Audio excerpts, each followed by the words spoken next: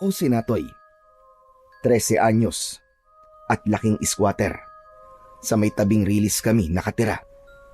Kasama ko si Nanay Marites at Tio Nardo, pangalawang kinakasama ni Nanay. 5 taon lang ako nang pumanaw si Tatay dahil sa sakit na pulmonya. Simula noon, mas lalo kaming naghirap, bagaman masyado pa akong bata nung mga panahong yun. Tumatak na kagad sa isip ko na kailangan ko ring kumilos para makatulong.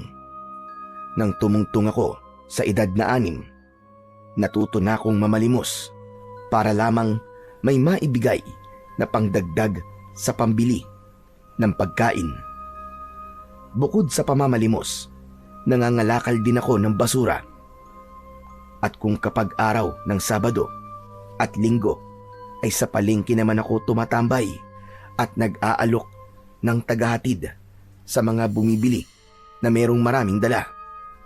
Sa madaling salita, sa mura kong edad noon ay mulat na mulat ako sa kahirapan. Kung yung ibang kabataan ay nasa eskwela, ako naman ay nagbabanat ng buto para mabuhay. Hindi ko alintana kung mainit man o umuulan. Ang mahalaga ay kumita. Ayoko kasing sinanay lang ang nahihirapan sa aming dalawa.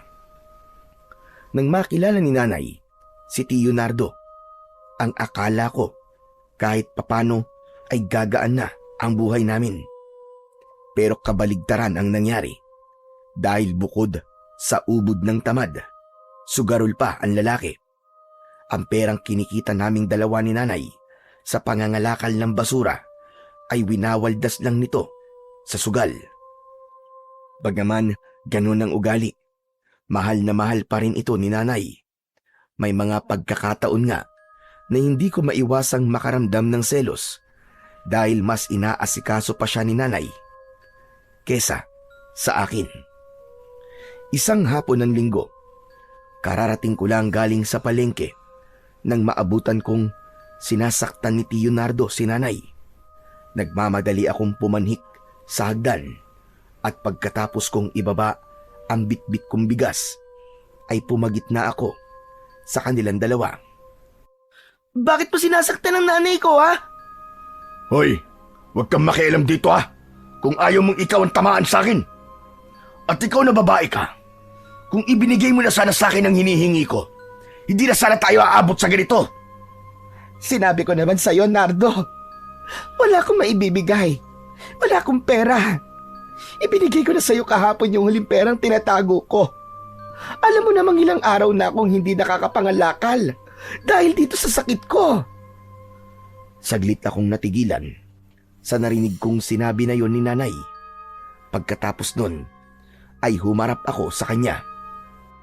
Nay naman, huwag mo sabihin na ibinigay mo sa kanya yung perang ipinatabi ko sa'yo. May paggagamitan tayo nun, hindi ba?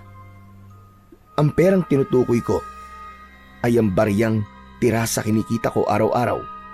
Bala kong ipatingin si Nanay sa pinakamalapit na ospital. Kaya kapag may tira akong barya, ay ipinapatabi ko talaga sa kanya. Ilang araw na kasing hindi maganda ang pakiramdam niya at hindi ko maiwasang mag-alala.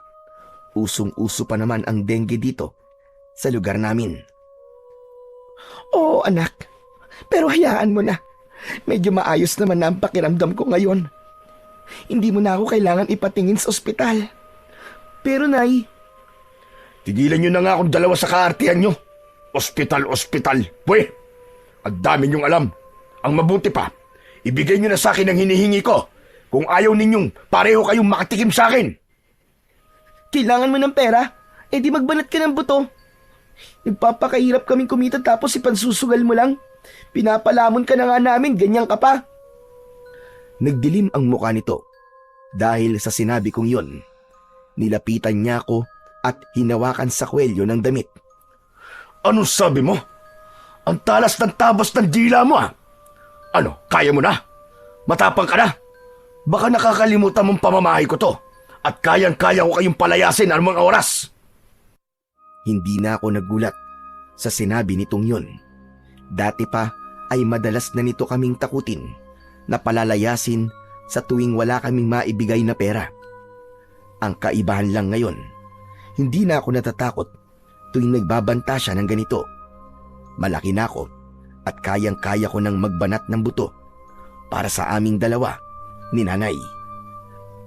Eh di gawin mo! Sa tingin mo ba, hindi namin kaya? Naputol ang iba ko pang sasabihin dahil biglang lumapit sa akin si Nanay at walang sabi-sabing dumukot sa bulsa ko at kinuha ang perang naroon. Kita ko yun sa buong araw kong pagkakargador sa palengke. Ito ang pera. Sa'yo ng lahat yan. Huwag ka nang magalit. Binitiwan ako ni Tio Nardo at kagad na kinuha ang perang iniaabot ni Nanay. Magbibigay rin pala. Pinapainit niyo pa ang ulo ko. Diyan na nga kayong dalawa. Maaarte. Pagkasabi nito nun, ay tumalikod na ito at lumabas ng bahay. Anak, ayos ka lang ba? Bakit niyo po ginawa yun, Nay? Maghapon ko pong pinaghirapan yun eh. Pera lang yun, anak. Hayaan mo na. Kikitain pa naman natin yun. Medyo maayos na ang pakiramdam ko, maniwala ka. Pwede na ulit akong sumama sa'yo sa pangangalakal. Nay naman, alam niyo naman na mahirap po maghanap ng pera. Tapos, ibibigay niyo lang ng ganun-ganun. Tapos, pati pala yung perang ipinatabi ko sa inyo, wala na rin. Sinabi ko naman sa'yo, anak. Maayos na ang pakiramdam ko. Hindi mo na ako kailangan ipatingin pa sa ospital. Yun na nga po ang ikinakatakot ko, Nay. Maayos kayo ngayon, pero mamaya o bukas, lalagnatin na naman kayo. Ilang araw na pong ganyan paulit-ulit na lang, hindi po ba? Kaya mas lalong kailangan kitang ipatingin, Nay. Baka po mamaya dengue na po yan eh. Ano ka ba naman, anak? Masyado mong tinatakot ang sarili mo. Simpleng trangkaso lang ito. Maniwala ka sa akin. Hindi niyo po mayaalis sa akin, Nay, ang mag-alala sa inyo. Alangan naman pong pabayaan ko kayo. Aba, hindi po pwede yun. Alam kong nag-aalala ka lang sa akin. Kaya nga sinasabi ko sa iyo ngayon na ayos lang ako, maniwala ka. Ayos lang din po ba sa inyo? Kahit sinasaktan kayo ni Tio Nardo? Normal lang naman sa mag-asawa ang nag-aaway, anak. Normal pong mag-away. Pero hindi ang manakit, Nay. Kung di po ako dumating, baka binugbog na po niya kayo eh. Para namang hindi mo kilala ang Tio Nardo mo. Ganun lang talaga yun. Tignan mo mamaya, kapag nanalo yun sa sugal, may dala na namang pagkain yun para sa atin. At kapag talo, Nay, tayo ang pagbubuntunan ng init ng ulo. Opo, Nay, kilalang kilala ko na po ang mga galawan niya. Masyado namang negatibo ang tingin mo sa kanya, anak. Dahil po yun sa pinapakita niya eh. Simula nang tumira tayo dito, akala niya, hawak po niya ang mga buhay natin. Nay, ano kaya kung umalis na lang po kaya tayo rito? Bumalik na lang po ulit tayo dun sa ilalim ng tulay, Nay. Malaki na po ako. Kayang-kaya ko na po maghanap buhay para sa ating dalawa. Alam ko naman yun, anak. Kahit nung maliit ka pa, pinatunayan mo na sa akin na kayang-kaya mo kahit tayong dalawa lang. Pero kasi anak, pero ano, Nay? Dahil mahal niyo si Tio Nardo, kaya ayaw niyong umalis tayo rito. Pasensya ka na, anak. Alam ko naman na hindi madali sa'yo ang mga pinagdadaanan natin dito. Pero sana, anak, maintindihan mo naman ako. Ay nako, ano pa nga bang magagawa ko? Kung ayaw niyo naman, hindi ko naman po kayo pwedeng iwan mag-isa rito. Maraming salamat, anak, sa pag-intindi sa akin. O siya, magpahinga ka na muna at alam kong pagod ka. Ako na magluluto ng hapunan natin. Ako na lang po, Nay. Baka mabinat pa kayo eh. Ako na, anak. Sinabi ko naman sa'yo magaling na ako, di ba? Sigurado po ba kayo, Nay? Baka kasi mamaya bumalik na naman po ang lagnat nyo. Sigurado ako, anak. Huwag kang mag-alala. Kung ganun, sige po. Maglalaban na lang po ako. Wala na po kasi akong damit na maisusuot eh. Mamaya ka na maglaba. Kararating mo lang eh. Baka naman mapasma ka niyan. Magpahinga ka na muna. Ayos lang po ako, Nay. Dati pa naman po ganito na ginagawa ko eh. Kasi dati pa, hindi ka na nakikinig sa akin. Hindi naman po sa ganun, Nay. Hindi po kasi ako sanay na walang ginagawa kapag nandito po ako sa bahay. May panggatong po ba tayo, Nay? Mangangahoy na muna ako. May gagamitin pa naman tayo sa ngayon. Bukas ka na mangahoy. Baka mamaya maubutan ka pa ng gabi sa kakahuyan. Sige po, Nay, maglalaban na lang po muna ako. Pagkatapos ng pag-uusap namin na yon ni Nanay, ay naging abala na kami sa kanya-kanya naming gawain. Nagluto na siya ng hapunan at ako naman ay pumunta sa poso at doon naglaba.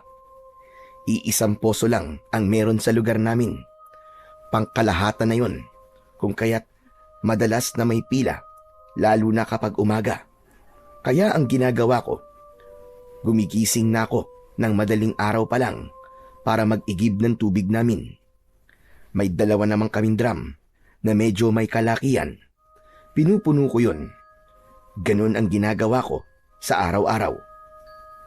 Puwera na lang, kapag ganitong maglalaba ko, kailangan ko talagang makipagtiisan na pumila. Pagdating ko sa kinaroroonan ng poso, mangilan-ngilan lang ang nakapila, kaya makalipas lamang ang ilang minuto, ay nakapag-umpisa na kagad akong maglaba. Damit lang naman namin ni Nanay ang nilabhan ko, kung kaya't mabilis lang akong natapos. Ilang piraso lang naman yon dahil wala namang kaming masyadong damit. Pagbalik ko sa bahay, isinampay ko na ang mga yon sa loob dahil yun lang ang sampayan na meron kami. Tapos ka na, anak? Sige na, mauna ka nang kumain. Hihintayin ko pa ang Tio Nardo mo. Hindi na ako tumutol sa sinabing yun ni Nanay. Sanay na akong hindi siya kasabay kumain. Pumasok muna ako sa maliit naming banyo at naligo bago kumain. Ganun palagi ang ginagawa ko para diretso na tulog pagkatapos. Nay, hindi pa po ba kayo matutulog? Mauuna na po ako Maaga pa po kasi akong gigising mamaya para mag-igib. Sige lang, anak. Hihintayin ko pa ang tiyo mo. Pagsapit po ng 10:00 at wala pa po siya, matulog na rin po kayo. Kagagaling niyo lang po sa sakit eh. Huwag niyo po munang abusuhin ng katawan niyo, Nay. Huwag mo akong alalahanin, anak. Yang katawan mo ang isipin mo. Pansin ko na palagi kang naliligo sa gabi. Baka mamaya kulang ka na sa dugo niyan. Hindi naman po siguro, Nay. Hala, sige na. Matulog ka na, anak. Opo, Nay. Pagkasabi ko nun, ay kinuha ko ang saping kong karton at inilatag sa labas ng kwarto. Sa tabi ng bintana, iisa lang ang kwarto na meron kami at doon natutulog sina Nanay. Pagkahiga ko, kaagad akong hinila ng antok. Mga bandang 10:00, nagising ako dahil sa ingay ng nabasag na plato. Kasunod nun ay narinig ko ang galit na boses ni Tio Nardo. Anak ng sardinas na naman! Malas na buhay to. Puro na lang sardinas! Hindi ba kayo nagsasawa? Yan lang kasi ang meron, Nardo. Inutang ko nga lang yan eh. Hindi na ako kakain. Kumain kang mag-isa mo. Mga yabag na papalapit ang sumunod kong narinig. Ang akala ko ay papasok si Tio Nardo sa kwarto, pero nagulat ako nang huminto ito sa tapat ko at bigla akong sinipa sa tiyan. Ang lakas ng pagkakasipa nito, kaya napaigik ako sa sakit. Akala mo ba palalampasin ko yung ginawang pagsagot sa akin kanina? Tumayo ka riyan! Ngayon mo ipakita ang tapang mo! Nardo, huwag mo naman saktan ang anak ko! Nilapitan ako ni Nanay at niyakap. Tumabi ka nga riyan, Marites! Hayaan mo kung turuan ng leksyon ang bastos na anak mong yan para naman madala! Sabihan ko na siya kanina. At sabi niya hindi na raw niya uulitin. Hindi ba, anak? Tumingin sa akin si Nanay at nagsusumamo ang mga mata niya. Bagaman labag sa loob ko, sumang-ayon na lang ako sa gusto niyang mangyari. Opo, pasensya na po kayo sa inasal ko kanina, Tio Nardo. Hindi na po mauulit. Wala ka naman pala eh. Siguraduhin mo lang na hindi na mauulit yon. Dahil sa susunod na bastusin mo ulit ako, hindi lang sipa ang matatanggap mo sa akin. Opo, Tio Nardo. Tatandaan ko po. Nang marinig ang sinabi kong yun, ay pumasok na ito sa kwarto. Ayos ka lang ba, anak? Nasaktan ka ba? Huwag niyo na po akong tanungin. Nakita niyo naman po kung anong ginawa niya, di ba? Ako na ang humihingi ng pasensya, anak. Natalo na naman po siguro sa sugal, kaya mainit na naman po ang ulo. Huwag ka nang maingay. Baka mamaya marinig ka niya. Sige na, matulog ka na ulit. Opo, matulog na rin po kayo. Anong oras na eh? Pagkasabi nun, ay bumalik na ako sa pagkakahiga. Sinubukan kong muling makatulog, subalit naging mailap sa akin ang antok. Pagtungtong ng 4:00, bumangon na ako para mag-igib. Bitbit ko ang 2 timba nang lumabas ako ng bahay. Nakaka3 hanggang 5 balik ako. Depende kung gaano karami ang nabawa sa drum na iniigiban ko. Maliwanag na ang paligid nang matapos akong mag-igib. Saktong pipila pa lang ang iba. Ako naman ay inihahanda ko na ang kariton na dadalhin ko sa pangangalakal ng basura. Aalis na ba tayo, anak? Sasama po kayo? Nay, baka hindi niyo pa po kaya. Ilang beses ko bang sasabihin sa'yo na ayos na nga ang pakiramdam ko, anak? Naniniguro lang po ko. Baka si mamaya mabinat po kayo eh. Kapag sinabi kong kaya ko na, kaya ko na. Sige po, Nay. Kayo po ang bahala. Mamaya-maya na tayo umalis, anak. Isasangag ko lang saglit yung kanin para may almusal si Tio Nardo mo pagkagising niya. Para makapag-almusal na din tayo bago umalis. Kung ganun po mangangahoy na po muna ako, Nay. O sige anak, mag-iingat ka ha. Tumingin ka na maayos sa dinaraanan mo. Baka mamaya may ahas. Opo, Nay. Bitbit ko ang isang maliit na itak at 2 sako nang tumuwid ako sa riles. Nasa kabila lamang ang kakawyan kung saan ako mangangahoy. Pagpasok ko, wala pang 20 minuto ay lumabas ako kagad. May mga itinabi ako na kahoy nung nakaraan, kaya binalikan ko na lang ang mga yon. Pinutol-putol at inilagay ko sa sako. Pagbalik ko sa bahay, saktong tapos nang magluto si nanay. O hala anak, kain na muna tayo. Sige po, Nay. Lumapit ako at naupo sa tabi niya. Sinangag, pritong tuyo at purong kape ang almusal namin ni nanay. Kumain ka lang ng kumain, anak ha, para hindi ka kaagad gutumin mamaya. Busog na nga po ako, Nay. Ako rin busog na. O paano? Tara na ba? Tara na po. Malayo-layo pa po ang lalakarin natin. Pagkatapos naming kumain, ay umalis na kami ni nanay. Salitan kaming 2 sa pagtutulak ng kariton hanggang sa makarating sa tambakan ng basura. Gaya ng inaasahan, marami nang naroon at nangangalakal din. Karamihan ay taga sa amin. Dating gawi anak, maghiwalay na muna tayo. Sige po, Nay, kita na lang po tayo mamaya. Mag-iingat ka sa mga inaapakan mo ha. Baka makaapak ka na naman ng basag na bote. Opo, Nay, kayo rin po. Pagkatapos naming magpaalam sa isa't isa, ay kanya-kanya na kaming bitbit ng sako at naglakad sa magkahiwalay na direksyon. Ganun talaga ang ginagawa namin para makarami kami. Sanay na kami sa ganitong hanap buhay, kaya hindi na namin alintana ang init ng araw at ang baho ng paligid. Marahil ay nakakadiri para sa iba ang pamumuhay namin, pero para sa amin, wala kaming dapat na ikahiya. Lumalaban kami ng patas. Yun ang importante.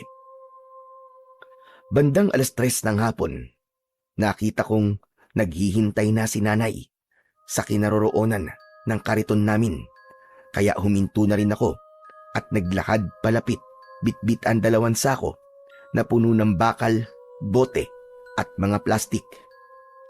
Ayos lang po ba kayo, Nay? Namumutla po yata kayo ah. Yun ang bungad ko sa kanya matapos kong mapansin na halos walang kakulay-kulay ang muka at labi niya. Ayos lang naman ako, anak. Nahilo lang ako siguro dahil sa sobrang init. Ganun po ba? Uminom po muna kayo ng tubig, Nay. Tapos na, anak. Halos maubos ko na nga yung laman ng tubig na baunan natin. Magpahinga po muna kayo. Mamaya-maya na po tayo umuwi. Maaga pa naman eh. Kaya ko, anak. Nakapagpahinga naman na ako. Kalahating oras na yata ako nandito. Pipila pa ba tayo pagdating natin sa junk shop? Baka magabihan tayo sa daan pauwi. Sigurado po ba kayong kaya nyo maglakad, Nay? Sakay na lang po kayo rito sa kariton. Ako na po magtutulak. Hindi na kailangan, anak. Kaya ko naman maglakad. Nahilo lang talaga ako kanina. Pero ayos na ang pakiramdam ko ngayon. Sige po, Nay. Tara na po. Para makapila kagad tayo sa junk shop. Inilagay ko muna sa loob ng kariton ang mga sako namin at pagkatapos ay nagsimula na kaming magtulak. Hindi kalayuan ang junk shop mula sa basurahan, kaya makalipas lamang ang mahigit 10 minuto na paglalakad ay nakarating na kami roon. Dahil marami-rami ang nakapila, kailangan pa naming maghintay. Kalahating oras din siguro kaming naghintay bago natapos. Magkano pong kinita natin, Nay? 300, anak. May pambili na tayo ng bigas at ulam. Tara na po sa palengke. Baka wala na po tayong maabutan na ulam doon. Mula sa junk shop, 10 minuto na naman ang nilakad namin papuntang palengke. Ako na po ang papasok, Nay. Hintayin niyo na lang po ako rito. Sige, anak. Oh, eto ang pambili. Matapos kong kunin ang pera, ay naglakad na ako papasok ng palengke. Sa mga nagtitinda ng bigas ako unang nagpunta. Bumili ako ng 2 kilo. Sunod kong pinuntahan ay ang pwesto ng mga nagtitinda ng ulam. 1/4 na karne ng manok ang naisip kong bilhin. Bumili rin ako ng 1 pirasong sayote. Palabas na sana ako ng palengke nang may maispatan akong pamilyar na tao. Akala ko nung una namamalikmata lang ako, pero nang tignan kong muli, napagtanto kong hindi nga ako nagkamali. Ang taong nakita ko ay walang iba kundi si Tio Nardo. Hindi siya nag-iisa, may kasama siyang babae. Nakayakap pa ang isang braso ng babae sa bewang ni Tio. Nang mga sandaling yon ay mistula akong ipinako sa aking kinatatayuan. Unang pumasok sa isip ko ay si Nanay. Sigurado kong masasaktan siya kapag nalaman niyang niloloko siya ni Tio Nardo. Natoy! Lumingon ako sa pinanggalingan ng boses. Nakita ko si Nanay Marites na sinisenyasan akong lumapit sa kanya. Hindi ko napansin na tanaw niya pala ako mula sa kinaroroonan niya. Sa takot na baka tumingin siya kung saan ako nakatingin kanina, nagmamadali na lang akong lumapit sa kanya. Bakit ang tagal mo? Ano bang tinitignan mo roon? Ha? Wala po, Nay. Tara na po, malapit na pong gumabi. Pagkasabi ko nun, ay inilagay ko na sa kariton ang mga dala ko at nagsimulang magtulak. Habang naglalakad pa uwi, laman ng isip ko ang eksenang nakita ko. Magkahalong galit at awa ang nararamdaman ko. Galit para kay Tio Nardo at awa naman para kay Nanay. Hanggang sa makauwi na kami ng bahay, ay lumilipad pa rin ang isip ko. Sandali nga. Ayos ka lang ba, anak? Kanina ko pa napapansin na tahimik ka. May problema ba? Ha? Wala po, Nay. Napagod lang po siguro ako. Huwag yun na lang po akong pansinin. Hala, sige, magpahinga ka na muna. Gigisingin na lang kita kapag kakain na. Hindi, Nay. Kung may dapat mang magpahinga sa atin, kayo po yun. Kanina pa po kayo namumutla eh. Ako na po magluluto. Magpahinga na lang po kayo. Mawawala rin naman ito mamaya, anak. Nay, wag na po matigas ang ulo. Ipahinga nyo na po muna ang katawan nyo. Sigurado ka bang kaya mo magluto mag-isa? Oo naman po. Dati ko naman na po itong ginagawa eh. O siya, sige. Iidlip lang muna ako ha. Ikaw nang bahala rito. Opo, Nay. Nang pumasok si nanay sa kwarto, ay napabuntong hininga na lang ako. Hindi ko alam kung hanggang kailan ko kayang itago sa kanya ang natuklasan ko. Ayokong maglihim sa kanya, pero hindi ko rin naman kayang makita siya na umiiyak. Iniisip ko pa lang ang pwede niyang maging reaksyon. Parang ako na ang nasasaktan. Para malibang, itinuon ko na lang ang atensyon sa pagluluto. Malapit na akong matapos nang dumating si Tio Nardo. Aba, ang bango ng niluluto mo ah. Ano yan? Kahit narinig ko ang tanong niya na yon, ay hindi ako nag-abalang sumagot. Dahil doon, lumapit siya sa akin at binatukan ako. Bingi ka ba o pipe? Kinakausap kita, hindi ka man lang sumasagot. Humarap ako sa kanya at tinignan ko lang siya. Tinging nanunumbat, tinging may kahalong galit. Ang sama mong tumingin ah. Gusto mo na naman bantamaan? Akmang aambahan na sana ako nito ng suntok nang lumabas si nanay. Dali-dali siyang lumapit sa amin at inawat si Tio Nardo. Teka, sandali. Ano ba nangyayari dito? Yang magaling mong anak eh. Tinatanong ko kung anong niluluto niya. Tinignan ba naman ako na masama? Akala mo talaga papalag eh. Pagod kasi si Natoy Nardo. Pagpasensyaan mo na. Gutom ka na ba? Ipag-ahain na kita. Pagsabihan mo yung anak mo ha. Kapag ako napuno talaga dyan, sasamain talaga sa akin yan. Hayaan mo't pagsasabihan ko. Sige na, maupo ka na. Sasandukan kita. Luto na ba yung niluluto mo, anak? Opo, Nay. Kain na po kayo. Lalabas lang po muna ako. Iniwan ko silang dalawa. Lumabas ako at tumambay sa may riles. Ilang minuto rin akong nakaupo roon nang tawagin ako ni nanay. Natoy, anak. Pumasok ka na. Abat gabi na. Tumayo ako at naglakad. Wala na si Tio Nardo sa kusina nang pumasok ako sa loob ng bahay. Maupo ka na. Sige na. Sasandukan kita, anak. Ako na lang po, Nay. Lumapit ako sa kanya at kinuha ang platong hawak niya. Dahil dun, nahawakan ko ang kamay niya at nagulat ako dahil sobrang init nun. Tumingin ako sa kanya at idinampi ang isa kong kamay sa noo niya. Hala, sobrang init niyo po, Nay ah. Dadaling ko na po kayo sa ospital. Anong ospital, anak? Ayos lang ako. Lagnat lang ito. Nabinat lang ako siguro. Mawawala rin naman ito kagad, anak. Huwag ka na mag-alala.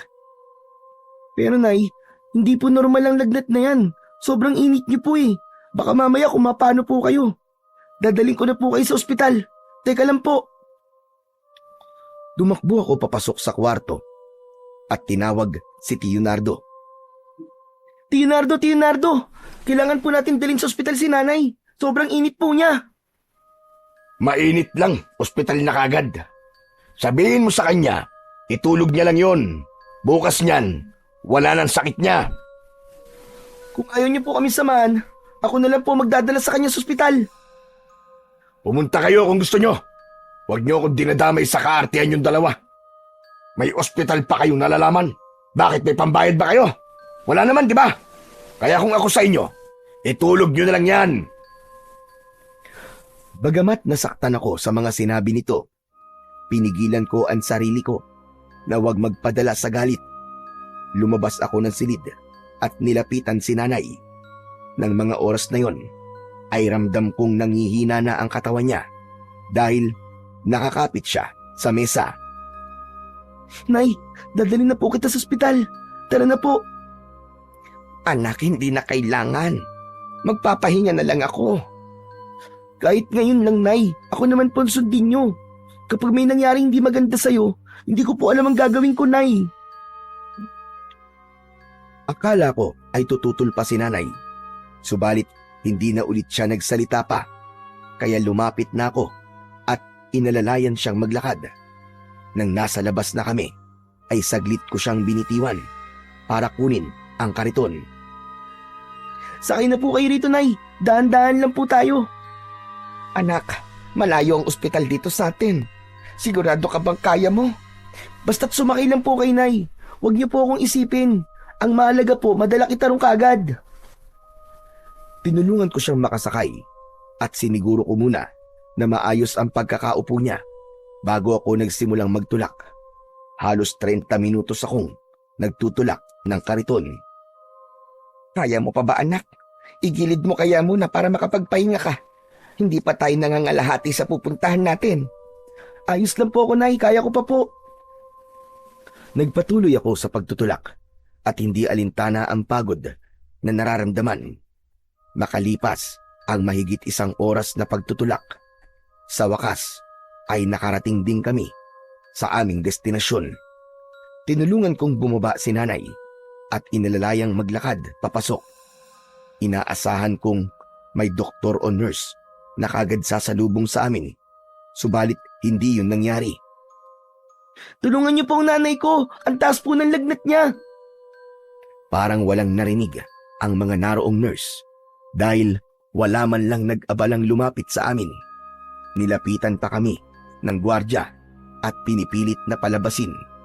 Isang doktor ang nakita kong naglalakad sa isang pasilyo, kaya hindi ako nag-atubiling lumapit.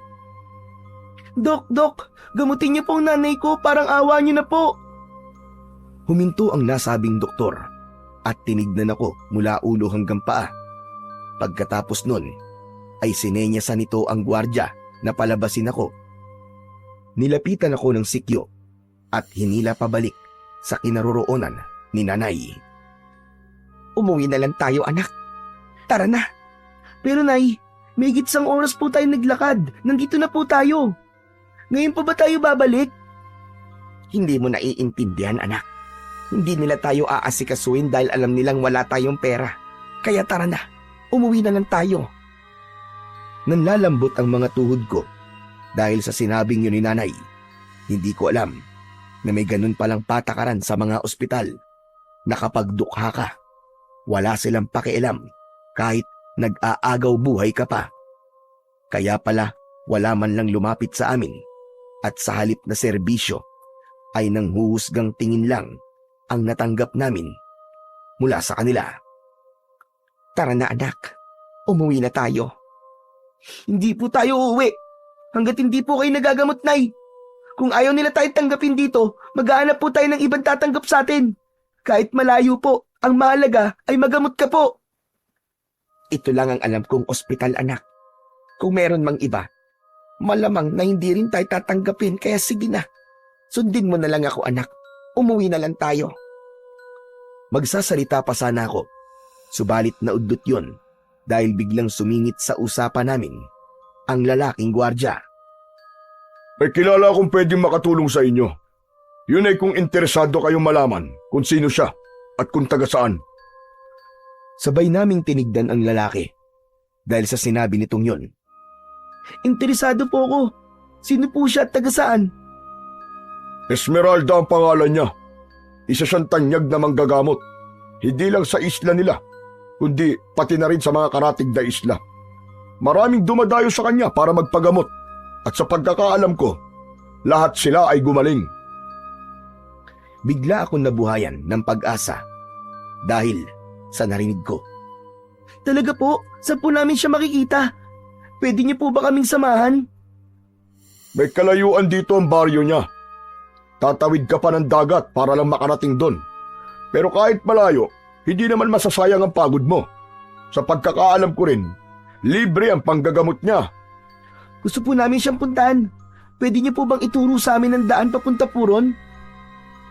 Merong pantalan 5 kilometro ang layo mula rito. Malayo pero marapit lang yun kung interesado talaga kayo. Ano, itutuloy ko pa ba? Teka muna. Totoo ba yung sinasabi mo tungkol sa manggagamot na yon? Baka naman mamaya kwentong barbero lang yan. Kung ayaw niyong maniwala, hindi ko naman kayo pinipilit eh. Ang sa akin lang naman.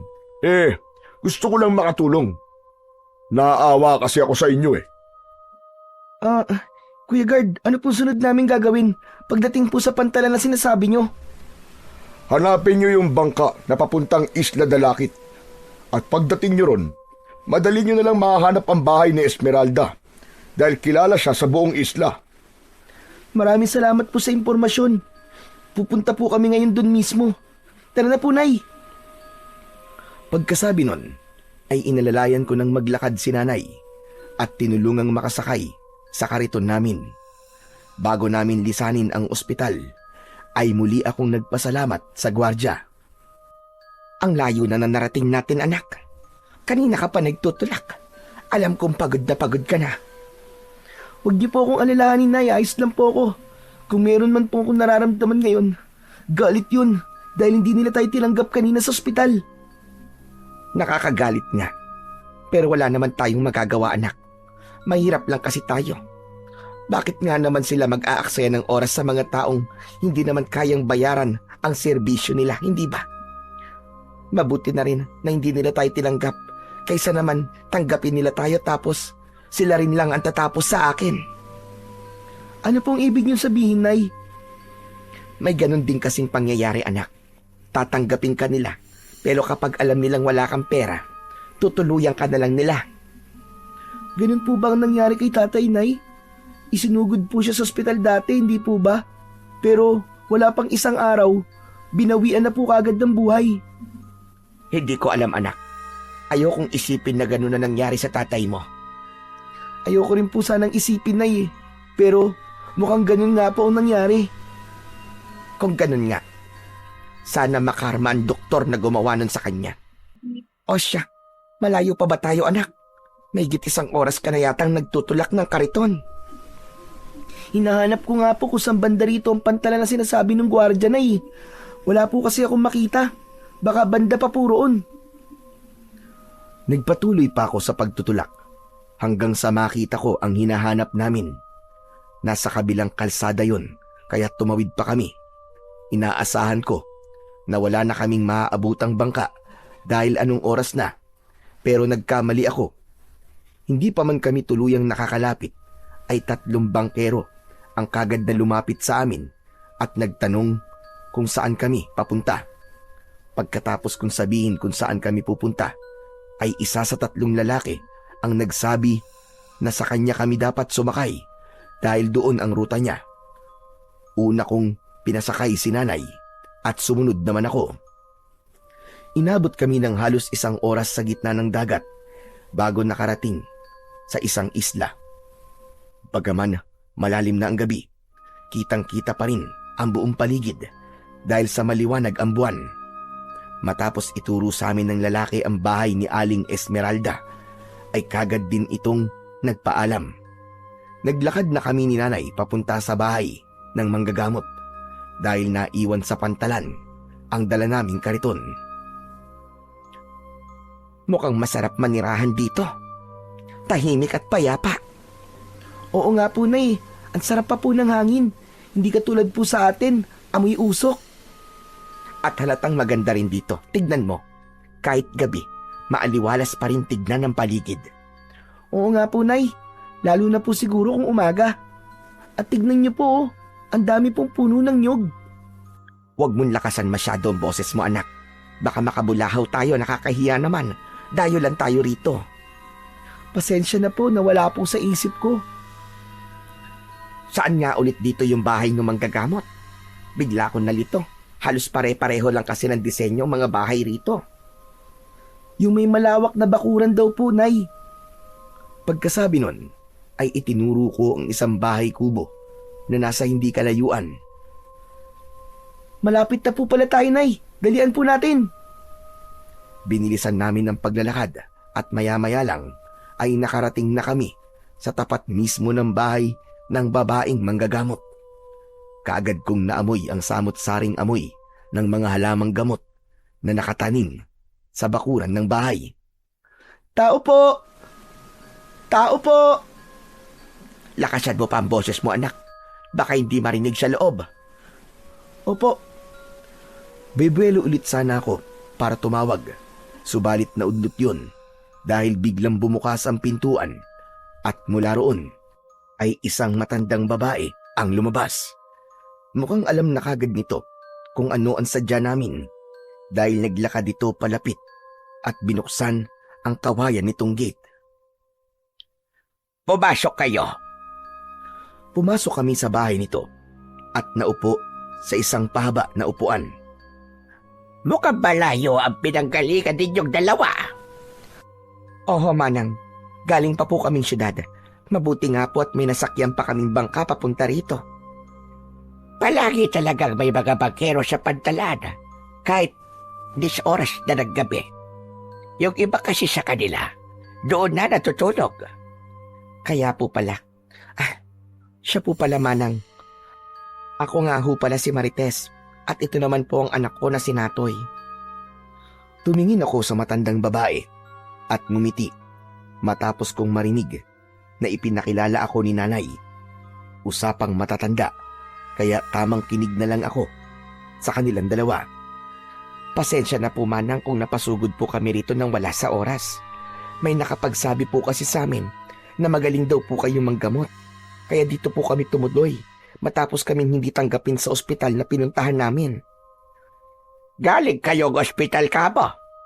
Mukhang kilala ko na kung sino ang tinutukoy mong tao na nagsabi sa inyo ng tungkol sa akin. Baka nga po magkakilala kayo. Sa kwento pa lang po kasi niya, mukhang kilalang kilala ka niya. Ay teka nga pala, anak, naitanong mo ba ang pangalan ng gwardyang yon? Hindi po, Nay. Basta nagpasalamat lang po ako sa kanya. Si Miguel iyon. Taga rito lang din sa isla. Ganun po ba? Kaya po pala kilalang kilala ka niya. Pwede. Masyado nang malalim ang gabi. At alam kong pagod kayong dalawa. Kaya bukas ko natitignan ang kalagayan mo. Sa ngayon magpahinga ka na muna. Sumunod kayo sa akin. Nagkatinginan muna kami ni Nanay bago kami kumilos para sumunod sa matanda. Pumasok kami sa isang silid na tanging kurtina lang ang nagsisilbing pintuan. Dito kayo matulog. Pagpasensyahan nyo na kung maliit. Nakikita nyo naman na hindi kalakihan itong kubo ko. Wala pong problema sa amin, Aling Esmeralda. Ayos nga lang po sa amin kahit sa upuan lang po kami matulog. Mabuti naman kung ganon. Bueno, maiwan ko na muna kayo para baka magpahinga na tayong lahat. Pagkasabi nun, ay lumabas na ang matanda at naiwan kaming dalawa ni Nanay. Nay, mukha po siyang masungit, no? Parang hindi naman, anak. Tignan mo nga, binigyan pa tayo ng maayos na matutulugan. Makakapagpahinga na tayo. Lalong-lalo ka na. Ang layo rin ang narating natin. Kahit hindi mo sabihin sa akin, alam ko na pagod ka, anak. Oo nga po, Nay. Ang layo po ng narating natin. Sana lang talaga magamot ka po ni Lola Esmeralda para hindi masayang yung pagpunta natin dito. Sana nga, anak. Gusto ko na rin gumaling para hindi na ako nagiging pabigat sa'yo. Hindi ka naman po pabigat, Nay. Kung may pabigat man po sa bahay, si Tio Nardo po yun. Pabigat na nga, wala pa pong puso. Hindi man lang tayo sinamahan. Hindi ka man lang ba nagagalit sa kanya, Nay? Halata namang wala siyang pakialam sa'yo. Hindi ko alam, anak. Pero mas gusto kong intindihin siya palagi kaysa naman mag-away pa kaming dalawa. Mahal na mahal mo talaga siya, Nay, no? Oo, anak. Kaya nga hanggat maaari gusto ko sana na magkasundo kayong dalawa. Kapag kasi nakikita ko kayong nag-aaway, ako ang nahihirapan. Hindi ko alam kung sino sa inyo ang kakampihan ko. Naiintindihan ko naman po na mahal niyo po si Tio Nardo, Nay. Sana lang, ganun din siya sa inyo. Oo naman, anak. Kung hindi tayo importante sa kanya, sana matagal niya na tayong pinalayas. Napapakinabangan kasi tayo na ni Tio. Natutustusan natin ang bisyo niya kaya ganun siya sa atin. Huwag na nga natin siyang pag-usapan, ang mabuti pa. Matulog na tayo. At anong oras na rin? Mauna na po kayo, Nay. Hindi ko pa po alam kung makakatulog ako eh. Parang hindi po ako sanay na matulog sa ibang bahay. Ganun ba? O siya, sige. Mauuna na ako kung ganun. Kanina pa akong inaantok. Sige po, Nay. Namayani ang nakakabinging katahimikan sa loob ng silid nang makatulog na si nanay. Ako naman ay nanatiling gising at nakipagtitigan sa bubong. Makalipas ang ilang sandali, may narinig akong tila kaluskos mula sa labas. Bumangon ako at balak ko sanang buksan ang bintana para sumilip. Subalit pinigilan ako ng isang boses mula sa aking likuran. Masyadong malamig ang ihip ng hangin. Kung bubuksan mo yan, baka lamigin lang kayo. Humarap muna ako sa matanda bago ako nagsalita. Pasensya na po. May narinig po kasi akong kaluskos sa labas. Titignan ko lang po sana. Baka guni-guni mo lang yun. Ang mabuti pa, iho. Matulog ka na. Sige po. Pasensya na po kung naistorbo ko po ang tulog nyo. Pagkasabi ko nun, ay bumalik na ako sa pagkakahiga at pumikit. Wala pang 5 minuto ay may narinig na naman akong kaluskos. Subalit binaliwala ko na lang yon. Hanggang sa tuluyang mag-umaga ay nanatili akong gising. Nang mapansin kong maliwanag na sa labas, ay bumangon ako at lumabas ng silid. Mula sa bintana ay nakita ko si Lola Esmeralda na abala sa pagdidilig ng mga tanim niya sa bakuran. Magandang umaga po, Lola Esmeralda. Sa halip na bumati pabalik, ay sinenyasan niya akong lumapit. Lumabas ako ng bahay at lumapit sa kanya. Ano po yun, Lola Esmeralda? Pumitas ka na mga dahon niyang halaman sa tabi mo. Sa may pinakadulo mo putulin. Nang marinig ang sinabi nitong yun, ay dumako ang tingin ko sa halaman na tinutukoy nito. Hindi pamilyar sa akin ang naturang tanim. Yun ang unang beses na nakakita ko ng ganun. Ano pong tawag sa halaman na to, Lola Esmeralda? Tawa-tawa ang tawag yan. Ipinaiinom yan sa mga taong kinakikitaan ng sintomas ng dengue. Para kay nanay po ba tong pinapamitas ko? Ganun na nga. O nakita ko pa lang sa kanya kagabi. Alam ko na kung ano ang sakit niya. Gustuhin ko man siyang painumin kagad na gabi na dumating kayo. Hindi pwede dahil bawal itong ipainom kapag hindi normal ang pagtibok ng puso ng taong iinom. Masyadong mabilis ang tibok ng puso niya kagabi. Siguro dahil sa pagod. Hindi ko maiwasang humanga sa mga sinabing yun ni Lola Esmeralda. Kagabi pa lang pala ay alam na kagad nito kung ano ang sakit ni nanay kahit hindi pa niya sinusuri. Ano pong gagawin ko rito pagkatapos ko pong mamitas? Hugasan mo lang at ibaba mo sa lamesa. Ako na bahala. Sige po. Ito po, tama na po ba to? Ipinakita ko sa matanda ang mga napitas kong tawa-tawa. Tama na yan. Hugasan mo sa loob. Ayusin mo ha, para maalis ang dumi at alikabok. Opo. Bumalik ako sa loob at dumiretso sa banggiran para hugasan ang hawak-hawak kong halamang gamot. Para masiguradong malinis, inisa-isa ko pa yung hugasan. Saktong katatapos ko lang maghugas nang pumasok si Lola Esmeralda. Tapos na ba? Akin na para mailagay ko na rito. Ibinigay ko sa kanya ang mga yon at nakita kong inihulog niya yon sa isang kaserola na merong kumukulong tubig. Mamaya, pag-iisig ng nanay mo, painumin mo siya nito. Gagaling na po ba kagad si nanay kapag nakainom po siya niyan? Unti-unti, aabutin ng ilang araw bago tuluyang maging maayos ang pakiramdam niya. Ayos lang po. Ang importante po ay gagaling na po siya. Si nanay na lang po kasi ang meron ako. Hindi ko po kakayanin kapag may nangyaring hindi maganda sa kanya. Nabanggit ng nanay mo, nagaling kayo ng ospital bago kayo pumunta rito. Ano bang ginagawa niyo roon? Doon ko po sana kasi dadalhin si nanay. Kaso po pagdating po namin doon, wala man lang po pumansin sa amin. Nagmakaawa pa nga po ako sa isang doktor pero tinignan niya lang po kami mula ulo hanggang paa at pagkatapos tinalikuran. Ang sabi po ni nanay kaya daw ganun ang nangyari dahil alam po nila na wala po kaming pera. Totoo yan. May mga ospital talagang ganyan. Pera muna bago serbisyo. Isa siguro yun sa dahilan kung bakit maraming sumusugod dito para magpagamot. Alam kasi nilang hindi sila tatanggapin sa mga ospital. Pero, napapagaling niyo naman po sila, hindi po ba? Oo, pero Nagtaka ako nang mapansin kong bigla itong nalungkot at tumingin sa malayo. Pero ano po, Lola Esmeralda? Nanatili pa rin itong nakatingin sa malayo at parang hindi narinig ang sinabi ko. Nilapitan ko siya at kinalabit sa braso.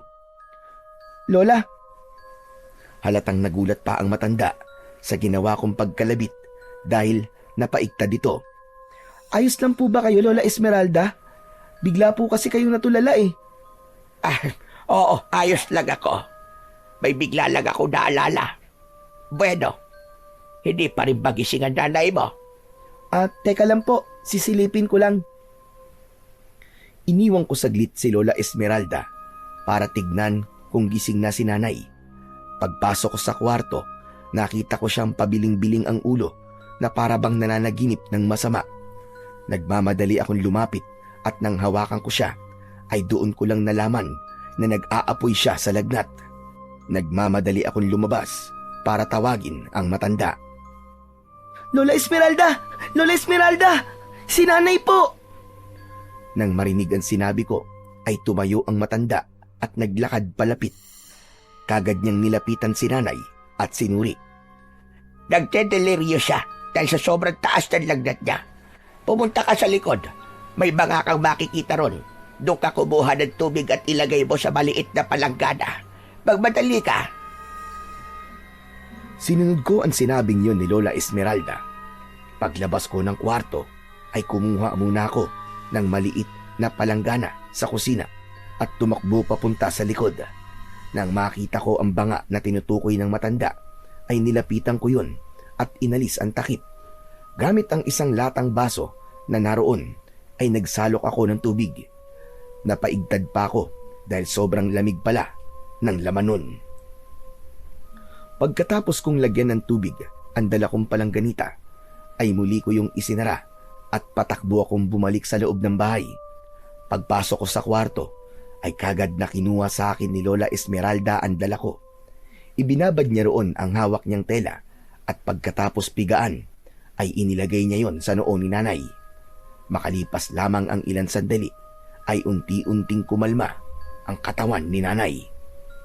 Ano po nangyari kay nanay? Bakit po siya nagkaganon, Lola Esmeralda? Yun na ka. Nagdeliryo siya. Nangyayari talaga yun kapag nag-aapoy sa lagnat ang isang tao. Pero Lola Esmeralda, ayos na po ba siya? Hindi pa. Pinakalma ko lang ang katawan niya sa pagdideliryo. Pero mataas pa rin ang lagnat niya. Halika, ituloy mo itong ginagawa ko at ihahanda ko na ang iinumin niyang gamot. Sige po, ako na po riyan. Salamat po, Lola Esmeralda. Nang lumabas ang matanda, ay itinuloy ko ang ginagawa niyang pagpupunas sa muka at mga kamay ni nanay gamit ang isang basang tela. Makalipas ang ilang minuto, bumalik ang matanda at may hawak na mangkok. Doon ka pumesto sa may ununan. Hawakan mo ang ulo niya at itaas mo ng konti para hindi matapon ang gamot na ipapainom natin sa kanya. Opo, Lola. Gaya ng iniutos niya, pumwesto ko sa may bandang ulunan ni nanay at hinawakan siya sa ulo.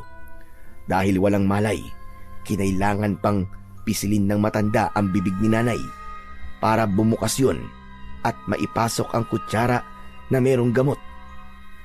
Habang ginagawa nito yun, ay mataman lang akong nakamasid. Ayos na, iho. Pwede mo na siya bitiwan. Ilang araw po bago tuluyang gumaling si nanay, Lola Esmeralda? Hindi ko masabi kung ilang araw ang aabutin bago siya gumaling. Pero huwag ka mag-alala. Mabisa ang gamot na pinainom ko sa kanya. Kaya siguradong gagaling siya. Salamat po talaga sa inyo, Lola Esmeralda. Huwag ka muna magpasalamat sa akin dahil hindi pa naman siya magaling. Bueno, bakit pala ikaw ang kasama niya pumunta rito? Wala ba siyang magulang, kapatid, o kaya asawa? Ulila na po si nanay. Si tatay naman po, 5 taon pa lang po ako nang mamatay po siya. May bago pong kinakasama si nanay, pero wala naman po yung pakialam sa amin. Ibig mo't sabihin, nasa bahay niyo lang yon? Yung bago kinakasama ng nanay mo? Ganun na nga po. Wala naman po kasing trabaho yun, sa totoo lang. Ayoko nga po sa kanya eh. Pero dahil mahal po siya ni nanay, wala po akong magawa kundi sumuporta na lang. Nakikita ko sobrang mahal na mahal mo nanay mo. Ang swerte niya at may anak siyang katulad mo na handang gawin ang lahat. Pero wala po akong magawa para protektahan siya sa sakit. Wala po akong nagawa nung ipinagtabuyan po kami sa ospital. Ang mahalaga ay sinubukan mo siya dalhin doon. At dahil sa ginawa mong yon, napadpad ka rito sa isla namin. Akala ko, hindi na magyayari ang matagal ko nang hinihintay na magyari. Po, ano po bang ibig niyong sabihin? Sa halip na sagutin ang tanong ko, tumayo ang matanda at may kinuha sa loob ng isang lumang tukador. Isang kahon na may kahabaan ang nakita kong hawak nito. Nang muling humarap sa akin, nang buksan nito yon, ay tumambad sa paningin ko ang kagamitan na hindi pamilyar sa akin. Lola Esmeralda, ano po ang mga yan? Mga lumang kagamitan ng tatay ko. Anting-anting, buntot ng page at krusipiho. Anting-anting? Tama po ba ang narinig ko sinabi nyo? At para saan po yung buntot ng pagi at krusipiho? Dating manunugis na kaswang ang tatay ko. Itong anting-anting ang nagsisilbi niyang lakas at proteksyon. At itong krusipiho naman at buntot ng pagi ang kanyang armas. Po, aswang po. Bakit? Hindi ka ba naniniwala? Akala mo siguro ay nagbibiro lamang ako. Hindi naman po sa ganun. Nabigla lang po ako. Hindi ko po kasi alam na meron talagang aswang. Ang akala ko po kasi dati sa mga palabas lang po may ganun eh. Totoo sila, iho. At mas nakakatakot sila kaysa sa mga nakikita mo sa palabas.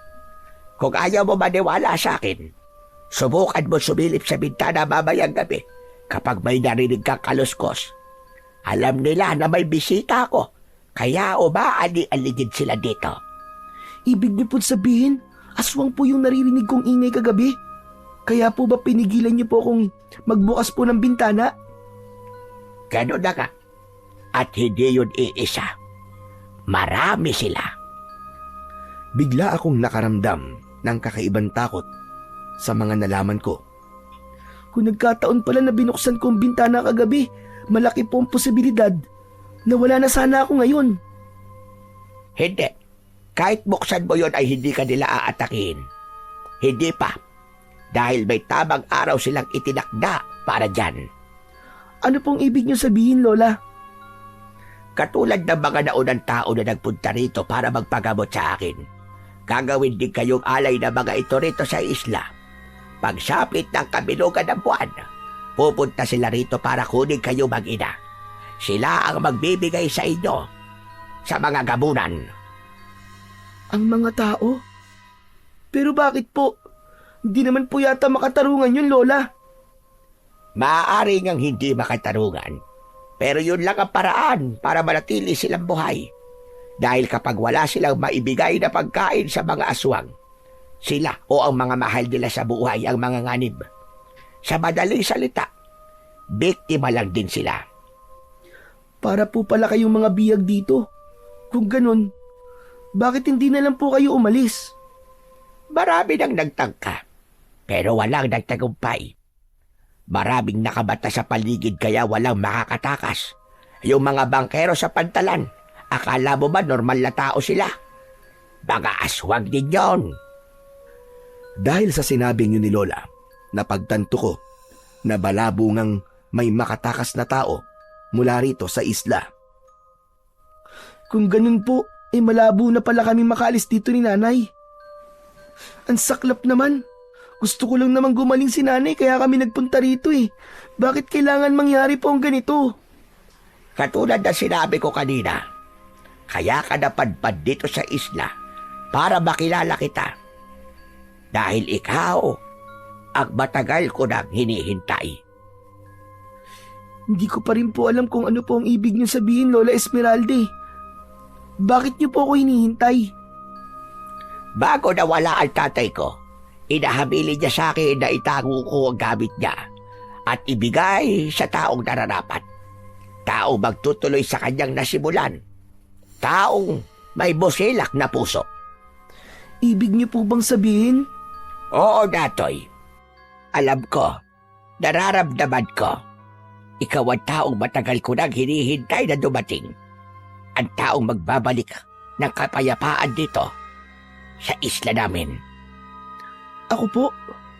Pero paano niyo po nasabi na ako po ang taong hinihintay niyo? Dahil nagawa mong buksan ng walang kahirap-hirap yung banga sa likod. Marami na akong inutusan na kumuha ng tubig roon. Pero wala ni isa sa kanila ang nakapagbukas. Pagmamayari ni tatay ang banga na yon. Kaya alam kong kagustuhan niya ang nangyari para malaman ko na ikaw ang taong hinihintay ko. At isa pa, halika, hawakan mo ito. Nag-aalangan man, lumapit pa rin ako sa matanda. Bakit po? Hawakan mo ito. Itinuro nito ang anting-anting na nasa loob ng kahon. Bagamat naguguluhan pa rin, sinunod ko ang sinabi nito. Pagdampi ng 2 kong daliri sa anting-anting, ay bigla yung kuminang. Hala, ano po nangyayari? Bakit bigla pong kuminang? Ibig sabihin, alam ng anting-anting na ikaw ang susunod ng tagapangalaga. Na para bang natutuwa siya dahil sa wakas ay nagtagpo na kayong dalawa. Anong masasabi mo? Naniniwala ka na ba na ikaw ang matagal ko nang hinihintay? Hindi ko po alam, Lola. Naguguluhan pa rin po ako dahil sa bilis po ng mga nangyayari. Alam kong yan ang sasabihin mo. Hindi bale. Sa Biyernes pa naman ang kabilugan ng buwan. May 2 araw ka pa para mag-isip.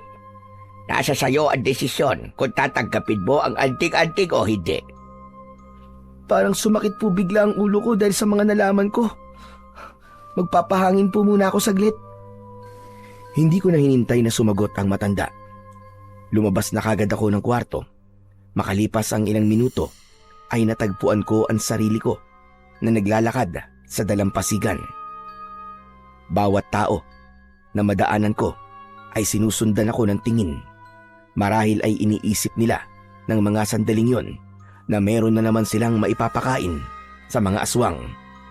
Nang pabalik na ako sa bahay ni Lola Esmeralda, may isang batang babae na lumapit sa akin. Siguro ay nasa 5 o 6 na taong gulang na ang batang yon. Wala siyang sinabing kahit ano. Inabot lang niya sa akin ang isang kabibi at bago pa man ako makapagpasalamat ay mabilis na itong tumakbo palayo. Habang sinusundan ko ng tingin ang batang babae na yon, ay isang desisyon ang nabuo sa isip ko. Patakbo kong umuwi at agad kong nilapitan si Lola Esmeralda. Nakapag-isip-isip na po ako, Lola. Kung sa tingin niyo po talaga na ako ang taong hinihintay niyong dumating, tinatanggap ko na po ang anting-anting. Inaasahan ko na tatanggapin mo ang anting-anting. Pero hindi ko inaasahan na ganito kakabilis makakapagdesisyon. May nakita ka sigurong dahilan. Opo, meron po. Bukod po sa gusto kong makaalis kami ni nanay, gusto ko rin pong makalaya na ang isla na to sa kamay po ng mga aswang. Gusto ko pong mawala na ang takot at lungkot sa mata ng mga bata at mapalitan po yun ng saya. Busilak ang puso at handang tumulong sa kapwa.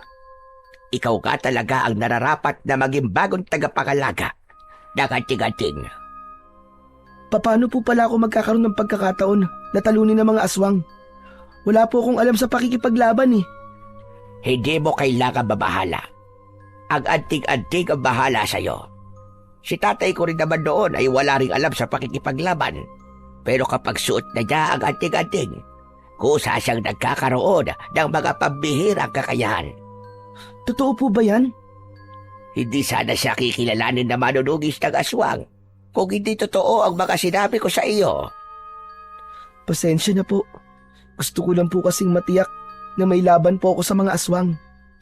Malakas ang kapangyarihan na meron ang anting-anting.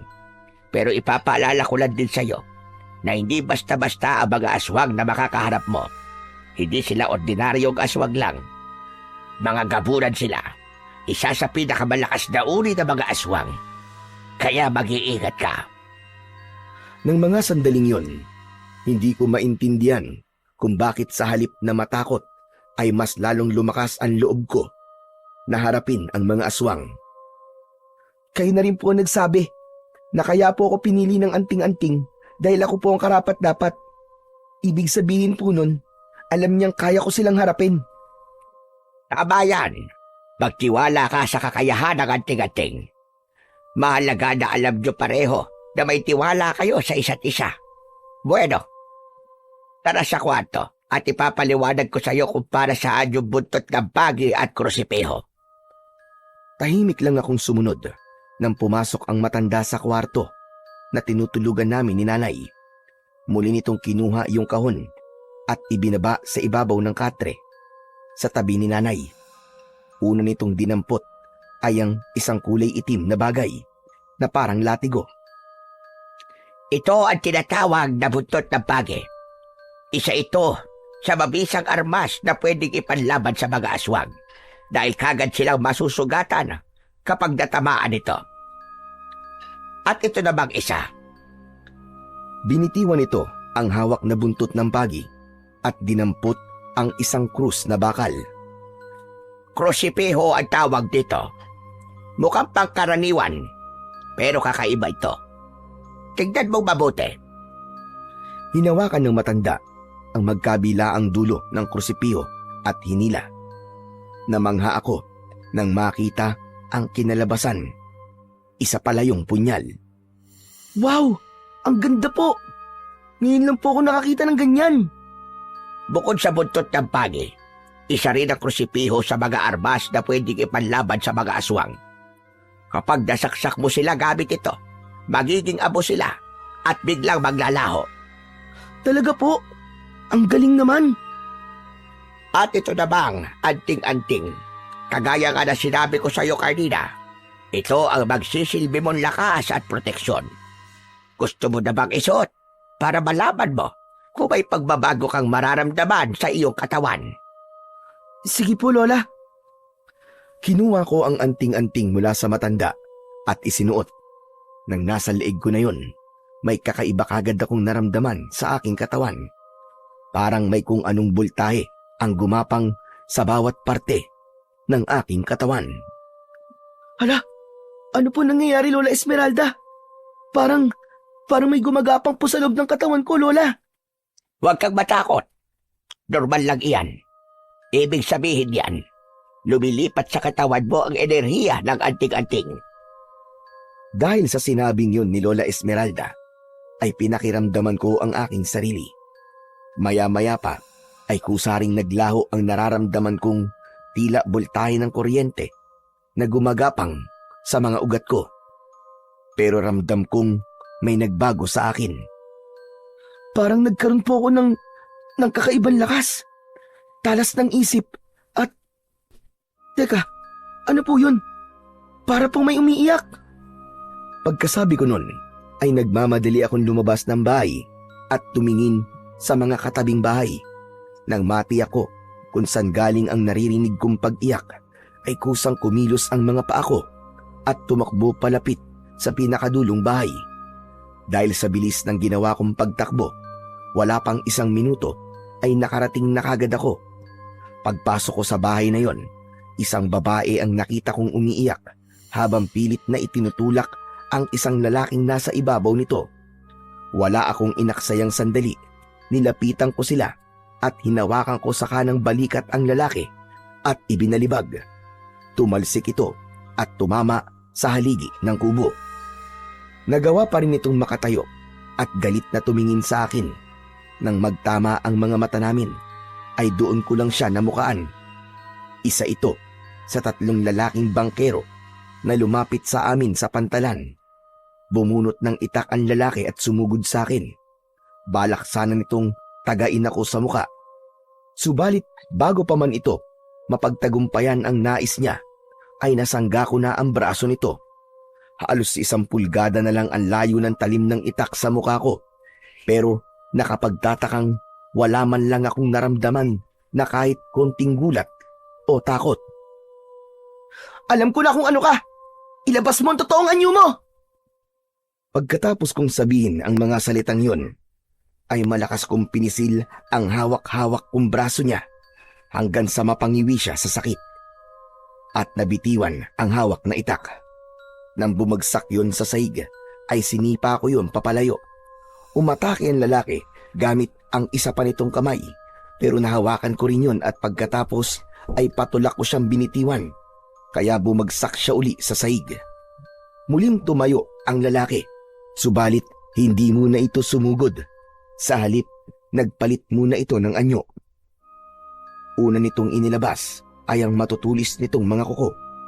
Sumunod na nagbago ang hugis ng mukha nito hanggang sa tuluyan ng maging isang nakakakilabot na nilalang na may mapupulang mga mata, matutulis na mga ngipin at maskuladong katawan na itim ang kulay. Bagamat nabigla dahil sa nakakatakot nitong itsura, kalmado ko pa rin siyang hinarap. Naging maliksi at mas agresibo ang sumunod niyang mga pag-atake sa akin. Naroong gusto niya akong sakmalin, sunggaban at kalmutin ng mga matutulis niyang mga kuko. Subalit hindi siya nagtagumpay. Sa kakaiwas ko sa mga pag-atake niya, ay napunta ako sa kinaroroonan ng itak. Dinampot ko yon at ginamit laban sa halimaw.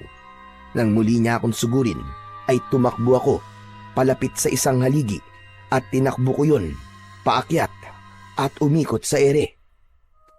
Saktong pagbagsak ko sa sahig ay nasa likuran na ako ng aswang. Wala akong inaksayang segundo. Inatake ko siya ng 2 beses sa magkabila ang binti at nang mapaluhod siya ay saka ako pumunta sa harapan niya at mabilis na itinarak ang itak sa mismong puso nito. Kagad itong bumagsak at saglit na nangisay bago tuluyang binawian ng buhay. Dumako ang tingin ko sa babaeng nakasiksik sa isang sulok at takot na takot. Nilapitan ko siya at tinulungang makatayo. Ligtas na po kayo, ate! Dahil nanginginig pa rin ang katawan nito dahil sa takot, kaya inalalayan ko siyang maglakad. Paglabas namin ng bahay niya ay saka ko lang nalaman na marami na palang tao sa labas at nakikiusyoso sa nangyari. Isang matandang lalaki ang lumapit sa amin at niyakap nito ang babaeng tinulungan ko. Bago ko sila iwan, ay narinig ko pa ang ilan sa mga bulong-bulungan ng mga taong naroroon. Karamihan sa kanila ay hindi makapaniwala sa ginawa ko. Pagbalik ko sa bahay ay kagad akong sinalubong ni Lola Esmeralda. Ano nangyari, iho? Gusto ko sanang makiusyoso kaya lang hindi ko na kayang maglakad ng may kalayuan. Mabilis kasi ako mapagod. Lola, may nakalaban po akong aswang. Siya po yung isa sa 3 bangkero na nakita namin sa pantalan. Si Dagol siguro ang tinutukoy mo. Siya lang naman ang aswang na mahilig manamantala sa mga kababaihan dito sa isla. Ibig niyo po sabihin ay hindi ito ang unang beses na ginawa niyang ganito? Maraming beses na. Ilang kababaihan na nga rito ang pinagsamantalahan niya. Wala po bang pumipigil sa kanya? Walang may lakas ng loob na kumontra dahil ano naman ang laban nila sa isang gabunan. Sa bagay, tama po kayo. Ako mismo, nasaksiyan ko po kung gaano siya kalakas at kung ano po ang kaya niyang gawin. Alagad pa lang yung nakaharap mo. Mas higit na mas malakas si Miguel. Ang pinuno nila. Po, may pinuno po sila? Oo, at nakaharap mo na siya dahil siya yung guwardiya sa ospital na nagturo sa inyo na pumunta rito. Ho? Totoo po ba? Kung ganun po pala, ay sinadya niya talaga na papuntahin kami rito para maging pagkain nila sa darating na kabilugan ng buwan. Tama ka. At hindi lang kayo ang una niyang hinikayat na magpunta rito. Marami nang nauna. Kung ganun, kailangan na po pala talagang matuldukan ang kasamaan nila. para wala na sumunod sa amin at para na rin po magkaroon na ng kapayapaan dito sa isla. Ngayon lang nangyari na may isang taong naglakas ng loob na makipaglaban sa aswang. Sa mga oras na ito, sigurado ako na pag-asa ang tingin ng mga tao sa iyo. Dahil doon, hindi na tayo mahihirapan na kumbinsihin silang makipagtulungan sa atin. Makipagtulungan? Ano po ang ibig niyo sabihin? Hindi ba nabanggit ko na sa iyo na kukunin nila kayo pagsapit ng kabilugan ng buwan? Naisip ko na kailangan natin silang kumbinsihin na makipagtulungan na lang. Paano po natin gagawin yun, Lola? Ako na ang bahala. Ay siya pala. Nagising na ang nanay mo. Hinahanap ka niya. May lagnat pa rin siya pero hindi na ganoon kataas. Matapos kong marinig ang sinabing yon ni Lola Esmeralda, ay kagad kong pinuntahan si nanay. Nay, mabuti naman po at nagising na kayo. Yan din ang sabi sa akin kanina ni Aling Esmeralda, anak. Ano bang nangyari? Inapoy po kasi kayo ng lagnat kanina, Nay, at nagdeliryo. Nangyari ba talaga yan? Bakit parang maayos naman na ang pakiramdam ko ngayon? Dahil po yun, Nay, sa gamot na pinainom po niya sa inyo. Tuluyan na po kayong gagaling. Teka, maiba ko. Saan ka pa galing? Hinanap kita kanina pero sabi ni Aling Esmeralda, may pinuntahan ka raw. Nay, mahabang kwento. Saka ko na lang po sasabihin kapag magaling na po kayo. Ay, siya nga po pala. Nagugutom na po ba kayo, Nay? Hindi, anak. Bigyan mo na lang ako ng maiinom. Sige po, kukuha lang po ako. Saglit lang po, Nay. Lumabas ako ng kwarto at dumiretso sa kusina para kumuha ng tubig. Pagbalik ko sa loob, ay kagad ko yung inabot kay nanay. Kagigising ko lang pero inaantok na naman ako. Ang sarap kasi ng hangin. Sige, Nay, matulog po kayo ulit para makapagpahinga po kayo na matagal. Kailangan niyo po yun para mabilis po kayong gumaling. Dito ka lang sa tabi ko, ha? Huwag kang aalis. Opo, Nay, hindi po ako aalis. Pagkasabi ko nun, ay naupo ako sa tabi niya at hindi umalis hanggang sa tuluyan siyang makatulog ng mahimbing. Mabilis na lumipas ang mga araw at sumapit na ang kinatatakutan ng lahat, ang kabilugan ng buwan. Pagsapit ng 6:00 ay ilang kalalakihan ang sumugod sa bahay ni Lola Esmeralda at ayon sa mga ito ay sumama raw kami sa kanila. Magkakasama, makinig kayo sa akin. Hindi nyo na kailangan gawin ito. Handa tayong tulungan ni Natoy para kalabanin ang mga aswang. Hindi ba yun naman ang matagal na nating gusto? Ang makalaya sa kamay ng mga aswang. Isang lalaki ang nagsalita at sinabi nito na hindi raw ito naniniwala na kaya ko silang tulungan. Malalagay lang daw sila sa kapahamakan sa oras na pumayag sila sa gusto naming mangyari. Hindi pa rin ba kayo naniniwala? Kahit sabihin ko sa inyo na siya ang pinili bilang bagong tagapangalaga ng anting-anting. Makinig kayo sa akin, mga kasama. Nagkatinginan ang mga lalaki na naroon at halatang hindi makapaniwala sa sinabi ni Lola Esmeralda. Tama ang narinig nyo. Dumating na ang taong matagal na nating hinihintay. Kaya kailangan natin magtulungan. Huwag kayong matakot. Habang buhay na lang ba tayong magpapabihag sa mga aswang? Isipin nyo, paano mga anak ninyo at ang mga magiging anak nila? Habang buhay na lang ba tayong matatakot? Namayani ang nakakabinging katahimikan ng mga sandaling yon. Tila ba pinag-iisipan na ng mga tao ang sinabi ng matanda. Makalipas ang ilang sandali, ay isa sa mga ito ang nagsalita at nagtanong kung ano ang plano. Dahil doon, sumingit na ako sa usapan nila. Kailangan ko po ang tulong at tiwala ninyo. Ngayong gabi po, wawakasan natin ang kasamaan nila. Ang paggasik ng lagim ng mga gabunan. Pinapangako ko po sa inyo Nagagawin ko po ang lahat ng makakaya ko. Kahit ikamatay ko pa. Ipagtatanggol ko po ang baryo nyo sa kamay ng mga aswang para bumalik na po ang ngiti sa inyong mga labi at mamuhay ng payapa. Ang akala ko ay tututol pa sila sa mga sinabi ko. Pero hindi yun nangyari. Sumang-ayon sila sa gusto ko at nangako na tutulong. Kaya naman ng oras din na yun, nagsimula na kaming gawin ang plano. Pagsapit ng alas 11 ng gabi, lahat ng kababaihan, kabataan at matatanda ay sinabihan namin na bawal lumabas ng bahay kahit na ano ang mangyari. Ako naman, kasama ang mga kalalakihan, ay pumwesto sa bandang dalampasigan at hinintay na dumating ang mga kalabang gabunan. Ayon sa kanila, alas 12 umano ng hating gabi, dumarating ang mga aswang. Naghintay kami ng halos 1 oras bago ko narinig ang tunog ng makina ng papalapit na bangka. 3 bangka ang naispatan kong papalapit. Maging alerto po kayo. Ihandaan nyo na po ang hawak nyo mga sandata. Hintayin muna natin sila makalapit bago nyo ihagis yan.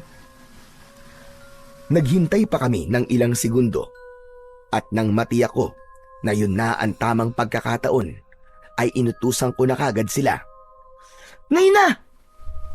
Nang marinig ang sinabi kong yun ay sabay-sabay nilang inihagis ang mga hawak nilang sibat na gawa sa kahoy. Saktong lumipad ang mga yon papunta sa direksyon ng mga bangka at kitang-kita ko na ilan sa mga aswang ang natamaan at nahulog sa tubig. Inaasahan na namin na magiging agresibo sila pagkatapos ng pag-atake namin na yon. Kaya hindi na kami nagulat nang makitang nagpalit kagad sila ng anyo at nagsiliparan papuntang dalampasigan. Yun ang pagkakataon na hinihintay ko. Isa-isa ko silang hinarap gamit ang kursipiho na hawak ko. Likas na mabibilis at malalakas ang mga ito, pero hindi ako nagpatinag. Hindi ako natakot. Ganon din ang mga kasama ko na walang takot na lumaban kahit sugatan na ang iba. Sa kalagitnaan ng pakikipagtunggali ko sa isang aswang na nagtangkang umatake sa isa kong kasamahan, ay may narinig akong sumigaw. Alam kong si Mang Miguel yun, kaya bago ko siya lingunin, ay itinara ko muna sa dibdib ng isang gabunan ang hawak kong armas na kursipiho. Nang humarap ako sa pinuno ng mga aswang na si Mang Miguel, nagulat ako nang makita kong may bihag siya na isang batang babae. At yun, yung batang babae na nagbigay sa akin ng kabibi. Hayop ka! Bitiwan mo siya! At ako ang harapin mo! Ngumisi lang siya at pagkatapos ay binalibag ang batang babae. Nagngit-ngit ako sa galit at patakbong sumugod sa kanya. Sinalubong niya ako ng isang malakas na suntok. Ngunit nakailag ako. Nagpambuno kaming dalawa at hindi ko maitatanggi na hindi pangkaraniwan ang lakas nito kung ikukumpara sa ibang mga nakaharap kong aswang. Mas doble rin ang bilis nitong kumilos. Gayunpaman, nagawa ko pa ring lampasan ang ipinapakita niyang lakas at bilis. Umalingaw-ngaw sa kailaliman ng gabi ang nakakakilabot nitong sigaw nang magtagumpay akong patamaan siya sa tagiliran. Nagawa pa rin itong sumugod pero hindi na ganun kalakas ang pag-atake nito. Kaya sinamantala ko ang pagkakataon na yon. Sunod-sunod akong nagpakawala ng atake at pinuntiriya ko ang mga braso, hita at binti niya. Tumigil lang ako nang bumagsak na siya sa lupa dahil nawalan na ng balanse. Balak ko na sana siyang tapusin, subalit pinigilan ako ng isa sa mga kasamahan ko at sinabi nito na ipaubaya ko na sa kanila ang pagpatay sa pinuno ng mga aswang na gabunan. Naiintindihan ko po. Sige po, sa inyo na siya. Tagtarin nyo ng pinong-pino. Nang marinig nila ang sinabi kong yun, ay kinuyog gagad nila ang aswang. Ako naman ay nilapitan ko ang batang babae na ibinilibag nito. Mabuti na lang at hindi yun masyadong nasaktan. Binuhat ko ang batang babae at ibinigay sa kanyang mga magulang. Humingi pa ako ng kapatawaran sa mga ito dahil hindi ko nagawang iligtas kagad ang bata. Nang mga sandaling yun, magkahalong lungkot ang saya ang nararamdaman ko. Masaya dahil sa wakas ay natapos na ang kasamaan ng mga aswang.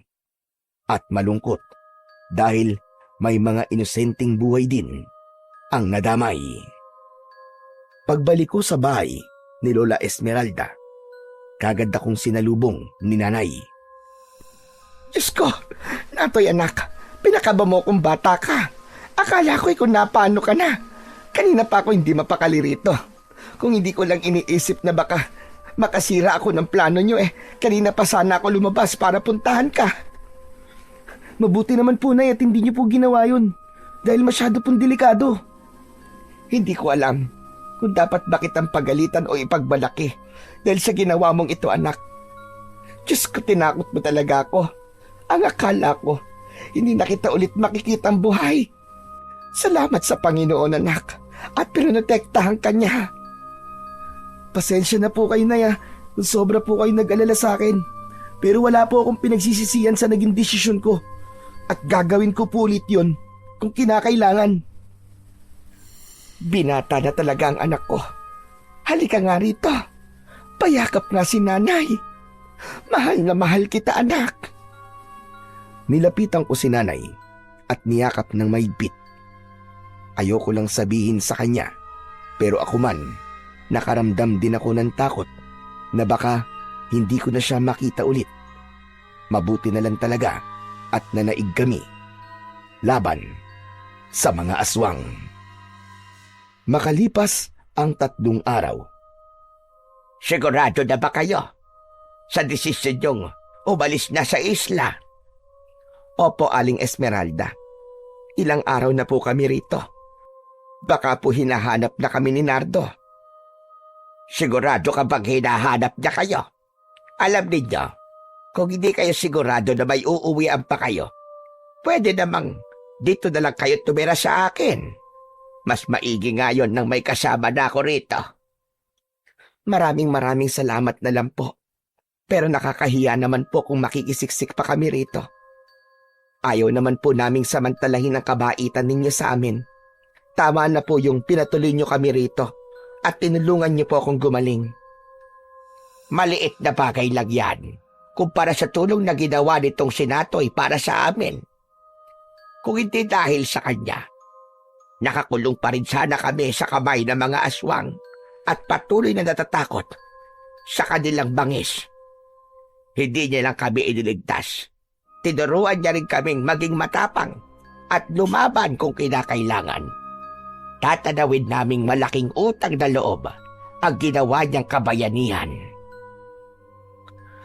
Dahil sa sinabing yon ng matanda, ay hindi ko na napigilan na sumingit sa usapan nila ni Nanay. Lola Esmeralda, ginawa ko lang naman po ang nararapat. At hindi ko po yun magagawa kung hindi po dahil sa tulong nitong anting-anting na ipinagkatiwala niyo po sa akin. Kahit ano pan sabihin mo, bayani pa rin ang tingin namin sa'yo, Natoy. At hindi na magbabago yon.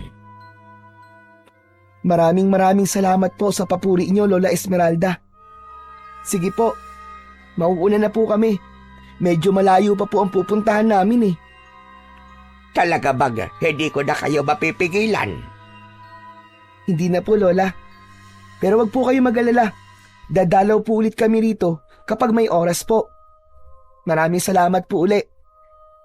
Abay kung ganon, hindi ko na kayo pipilitin pa. Mag-iingat kayo. Huwag ninyong kalimutan bumalik rito kahit na anong oras. Welcome kayo rito sa isla namin. Maraming salamat po ulit, Lola Esmeralda. Maraming salamat din po dito sa anting-anting po na binigay niyo po sa akin.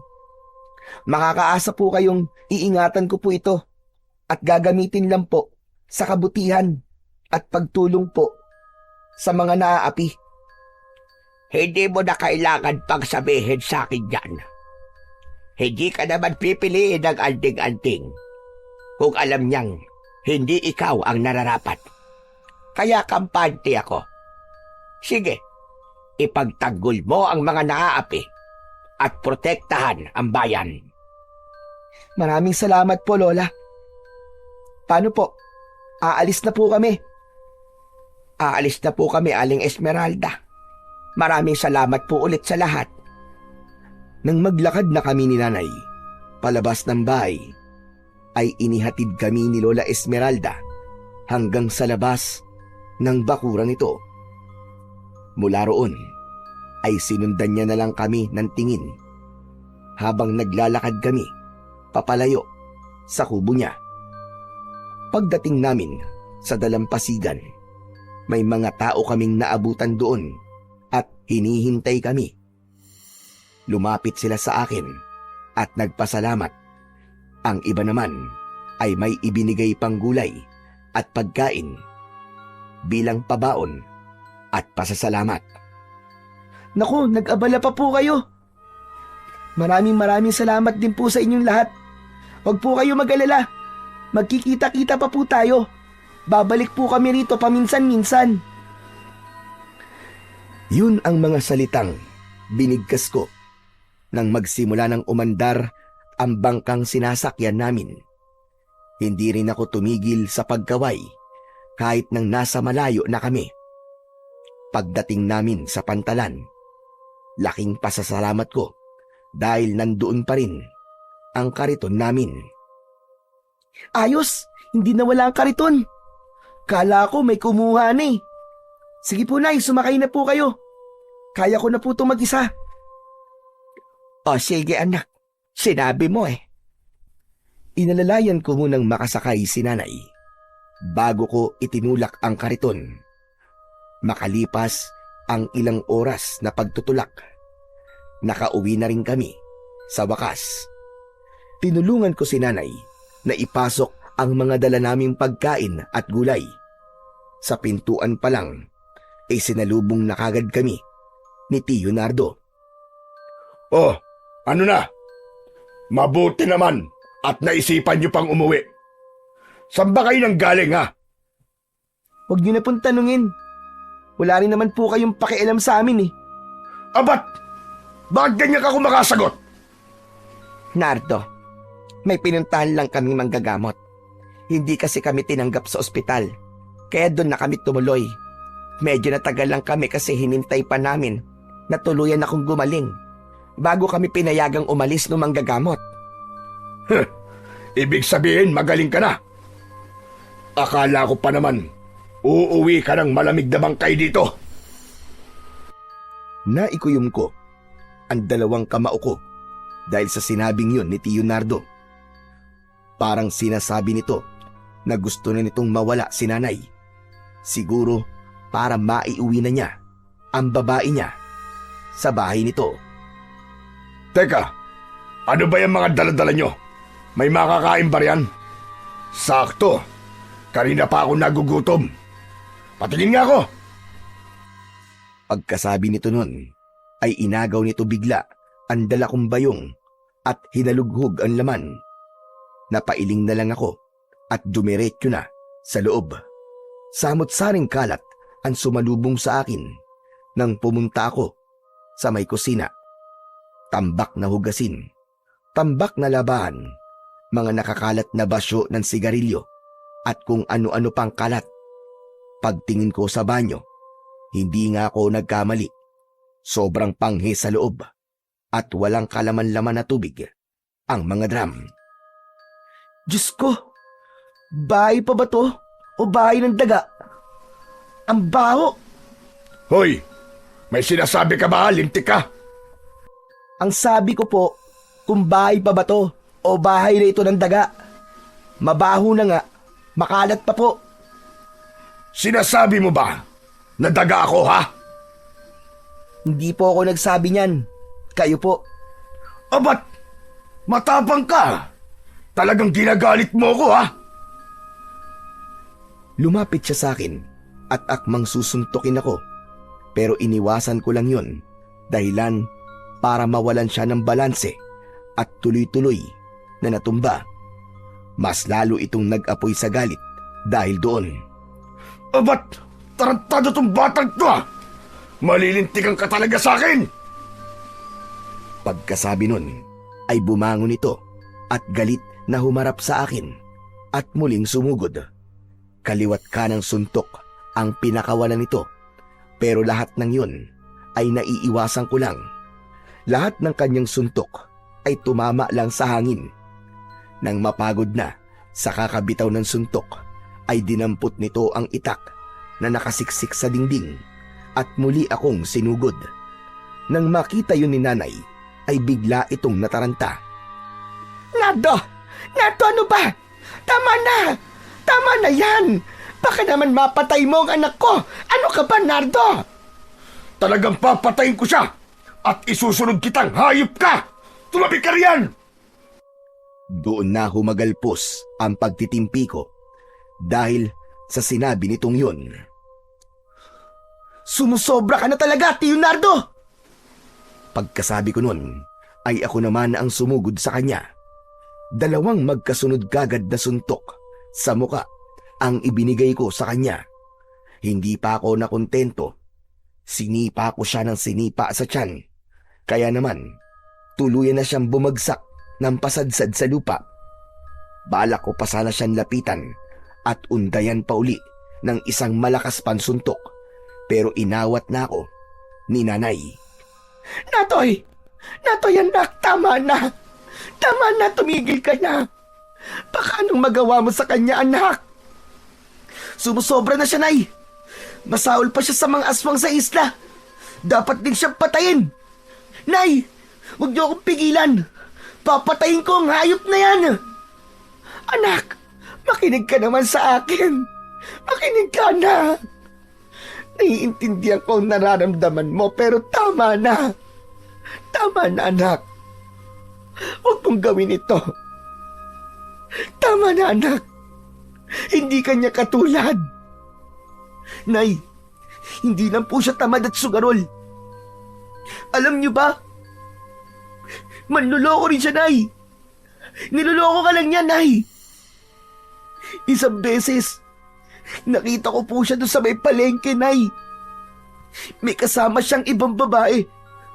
Habang ikaw nagpapakahirap sa paghahanap ng pera, kahit may sakit ka, siya naman, masayang masaya, kasama ang babae niya. Maniwala ka, Nay. Kitang-kita ko yun. Ano ka mo? Teka, totoo ba yung sinasabi mo, anak? Nay, kahit kailan, ay hindi po ako nagsinungaling sa inyo. Maniwala po kayo sa akin, Nay. Niloloko lang kayo ng hayop na to. Totoo ba ang sinasabi ni Natoy Nardo? May babae ka. Walang hiya ka, demonyo ka. Nagtiis ako sa'yo. Tapos ito ang gagawin mo sa akin. Dapat pala sa'yo ang mamatay. Hayop ka. Demonyo ka. Nagulat ako nang damputin bigla ni nanay ang itak at sumugod palapit kay Tio Nardo. Nay, wag! Humarang ako sa daan niya at inagaw ang itak mula sa kanyang kamay. Anak, bitiwan mo ako. Papatayin ko ang hayop na yan. Papatayin ko siya. Tatantanin ko ang demonyong yan. Huwag na po, Nay. Ikaw na rin po nagsabi na hindi niya ako katulad. Ibig sabihin nun, Nay, hindi ka rin niya katulad. Nay, umalis na lang po tayo rito. Iwanan natin siya. Hayaan natin siya mabulok dito, Nay. Ang kaninang galit sa mukha ni nanay ay biglang lumambot. Ilang sandali pa ay humagulgol na ito. Hinayaan ko lang siyang umiyak at maglabas ng sama ng loob. Alam ko ng mga sandaling yon ay sobra siyang nasaktan sa kanyang nalaman. Nay, hindi niyo po kailangan magtiis sa kanya, Nay. Sana po magising na kayo. Hindi ka niya mahal. Kailangan ka lang niya para pagtrabahuan niyo ang pagmamahal niya kung meron man. Alam kong hindi ko na dapat sabihin yon dahil madaragdagan lang ang sakit na nararamdaman ni nanay, pero kailangan niyang marinig ang katotohanan. Makalipas ang ilang segundong pag-iyak, ay tumayo siya at tumingin sa akin. Tama ka, anak. Mas maganda nga kung iiwan na lang natin siya. Opo, Nay. Mabuti naman po at mukhang natauhan na rin kayo sa wakas. Ang tagal ko po na hinintay na mangyari to, Nay. Pasensya ka na, anak. Pasensya ka na kung ngayon ko lang napagtantuan lahat. Ang tagal mo nagtiis sa sitwasyon natin dito. Dahil alam mo na dito ako masaya. Sana, anak, mapatawad mo ako. Hindi niyo po kailangang humingi ng tawad, Nay. Sapat na po sa akin na handa na po kayong umalis at iwan siya. Oo, anak. Handang-handa na. At pangako, hindi na ulit tayo babalik sa impyernong lugar na ito. Nang araw din na yon, ay umalis kami ni nanay sa bahay ni Tio Nardo. Isang lugar lang ang naisip naming puntahan. Isang lugar kung saan ramdam namin na pinapahalagahan kami. Isang lugar na mapayapa at malayo sa mga mapanghusgang mata ng mga taong may gintong kutsara sa bibig. Maraming salamat po sa muling pagtanggap niyo po sa amin dito, Aling Esmeralda. Wala na po kasi kaming mapuntahan, kaya bumalik po kami rito. Walang problema, Marites. Pwede kayo rito kahit hanggang kailan nyo gusto. Hindi ba't sinabi ko naman sa inyo na wag na kayong umalis para naman meron na akong makasama rito sa bahay ko? Ang akala ko po kasi may naghihintay na tao sa amin, ngunit wala pala. Ang mahalaga ay alam mo na ngayon kung saan kayo dapat manatili. Hindi ba, Natoy? Opo, Lola Esmeralda. Nagpapasalamat nga rin po ako na pumayag po si nanay na iwan na namin si Tio Nardo. Ngayon po, wala na pong mananakit sa kanya. Masaya ako para sa inyo mag-ina. Kung kami ay nakalaya sa kamay ng mga aswang, kayo naman ay nakalaya sa kamay ng lalaking yon. Ngayon, pwede na kayong mamuhay ng mapayapa dito sa lugar namin, na ngayon ay lugar nyo na rin. Oo nga po, Lola Esmeralda. At bilang kapalit po sa pagtanggap niyo sa amin, habang nandirito po ako, ipinapangako ko po na papanatiliin ko po ang kapayapaan dito sa isla. Nang mga sandaling yon, hindi lang ako sa kanila nangako, kundi pati na rin sa anting-anting na suot ko at sa taong dating nagmamay-ari nito. Ang kwentong inyong napakinggan ay nagpapakita ng dakilang pagmamahal at katatagan. Sa kabila ng mga pagsubok na dumaan sa kanilang buhay, nanatiling matatag ang mag-ina at muling bumangon mula sa mga sugat ng kahapon. Sa tulong ng kanilang pananampalataya, natagpuan nila ang kapayapaan sa isla na kinaroroonan ni Aling Esmeralda. Isang lugar na naging saksi sa kanilang bagong simula. Dito natutunan nilang pahalagahan ang bawat sandali ng katahimikan at biyayang ipinagkaloob ng Panginoon. Sa wakas, nagpasalamat sila sapagkat sa kabila ng lahat ng kadiliman at paghihirap, pinatibay niya ang kanilang puso at pinagtagumpayan ang kanilang buhay sa liwanag ng pananampalataya at pag-asa. At nangako ang batang si Natoy na gagawin niya ang lahat upang mapanatili ang kapayapaang yun. At kung sakaling muling magpakita ang mga aswang sa isla, ay hindi siya magdadalawang isip na ipagtanggol ang lahat ng tao roon. Sa tulong ng anting-anting at mga sandata na ipinagkaloob sa kanya ni Lola Esmeralda, at sa tulong ng pananampalataya niya sa Puong May Kapal.